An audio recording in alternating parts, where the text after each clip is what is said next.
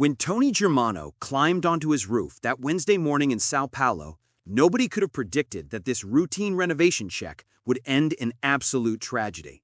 The Netflix and Disney voice actor, just 55 years old with a massive 3-decade career behind him, had spent the previous night laughing with his sister, excited about his fresh start in his parents' old home. But what happened next sent shockwaves through Brazil's entire entertainment industry, and when his colleagues started posting their tributes, the heartbreaking details they revealed made this story even more devastating than anyone imagined. Tony Germano lost his balance while inspecting construction work and fell from the roof of his home, suffering injuries that would claim his life almost immediately. But here's what makes this story even more tragic. The actor was completely alone when the accident occurred, and the timing couldn't have been crueler. He had just moved back into this property, the house where his parents once lived, and was in the middle of transforming it into his own sanctuary. The renovations were supposed to mark a new beginning, a fresh chapter after decades of dedication to his craft. Instead, that roof became the site of an unthinkable ending that nobody saw coming. The entertainment world went silent when the news broke. Tony's representative released a statement that sent chills through everyone who read it, confirming that the actor died on November 26th while checking on the progress of his home improvements. But that's not even the most heartbreaking part. Just hours before his fatal fall, Tony had been with his sister, and witnesses say he seemed well and excited about his future plans. Think about that for a second.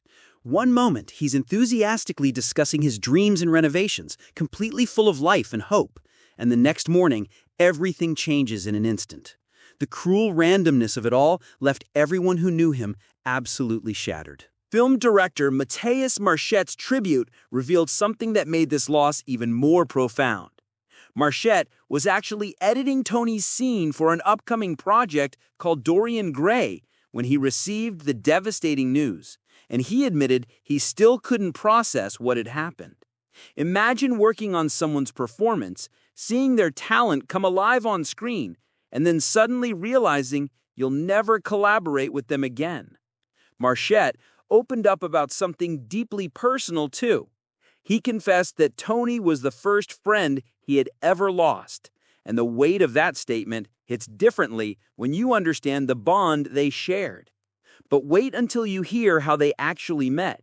Marchett recalled first encountering Tony in 2016 during auditions for The Sleepwalker's Forest, admitting he had long admired the actor and never imagined someone of Tony's caliber would join his college thesis project. That audition sparked a creative partnership that would span years, multiple characters, and various artistic worlds. Now, all those future collaborations, all those unmade projects, would never see the light of day. The director's pain was raw and real, and it reflected what so many others were feeling across Brazil's entertainment community. Tony Germano wasn't just some voice actor with a few credits to his name. His career was absolutely massive, spanning theater, film, television, and animation across 3 full decades. He performed in major theatrical productions, including The Phantom of the Opera, Miss Saigon, Jekyll and Hyde, and Fiddler on the Roof, establishing himself as one of Brazil's most powerful stage presences. His voice could captivate entire auditoriums, and theater insiders considered him an absolute legend in musical theater circles. But his influence didn't stop at live performance. Tony built an incredible voice acting career that made him recognizable to audiences worldwide, even if they didn't know his face. He voiced characters for Nickelodeon's Nicky, Ricky, Dicky, and Dawn, Netflix's Go, Dog Go, and Disney's live-action Beauty and the Beast. Kids grew up hearing his Portuguese voice, bringing their favorite characters to life. His vocal talents were featured in animated favorites, including Elena of Avalar, The Muppets, and Sheriff Callie's Wild West. Think about the reach of those projects, the millions of children and families who heard Tony's work without even realizing it. He wasn't just performing, he was shaping childhoods across Brazil and beyond. That's the kind of legacy most performers only dream about achieving. His on-camera work was equally impressive. Tony appeared in Brazilian films including Phantom Summer and Necropolis Symphony.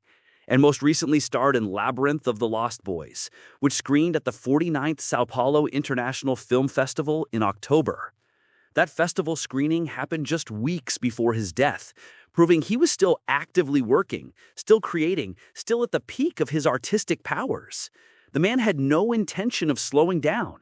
His calendar was full, his future looked bright, and then everything stopped in the most brutal way imaginable.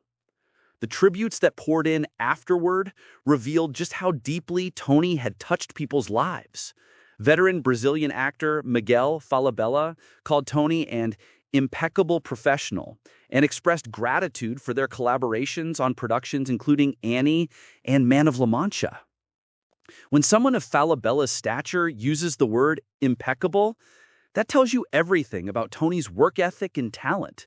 Actor Jarbas Omen de Mello added his tribute, writing, "Many applauses for you, dear friend." These weren't generic condolences from distant acquaintances. These were genuine expressions of grief from people who had worked alongside Tony, who had witnessed his dedication firsthand, who had lost someone irreplaceable. Director Felipe Santos captured something essential about Tony's personality in his tribute. Santos remarked that Tony lit up every room he entered and inspired everyone around him. That's not just about talent or skill. That's about someone's entire energy, their presence, the way they made others feel. Colleagues across social media started calling him irreplaceable and a true legend of stage and screen, and those descriptions felt earned rather than exaggerated.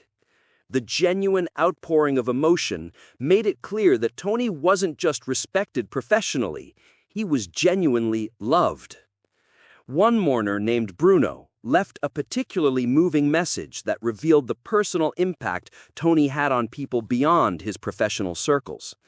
Bruno shared that he saw Tony perform live in Garden of the Sleepwalkers, and they became friends afterward, and he couldn't believe Tony was gone, saying his talent and kindness would be greatly missed. Notice that word, kindness. It keeps appearing in tribute after tribute. Tony apparently had this rare combination of immense talent and genuine warmth, and that's what made his loss feel so devastating to so many people.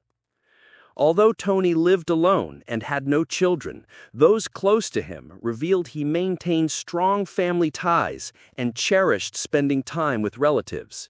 His sister, who saw him that final night before the accident, shared privately that he was optimistic about the renovations and looking forward to settling into the restored home. That detail makes everything even more heartbreaking. He was literally building his future, brick by brick, nail by nail, creating a space that would be his sanctuary. And that very process of building something new became the thing that took everything away. Tony's funeral took place on November 27th, with the actor being laid to rest in Vargem Grande Paulista, approximately 45 kilometers from São Paulo. Friends, family, and heartbroken colleagues gathered to say their final goodbyes to someone who had given so much to Brazilian entertainment. The ceremony must have been absolutely devastating, everyone still processing the shock of losing someone who had seemed so full of life just days earlier.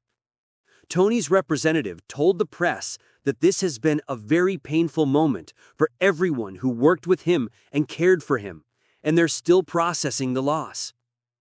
Fans flooded Tony's Instagram page with heartfelt messages, calling him kind, brilliant, and a soul full of light. These weren't empty platitudes from strangers. These were genuine reflections from people whose lives he had touched through his art and his personality. Some fans shared memories of specific performances that had moved them. Others talked about meeting him briefly and being struck by his warmth.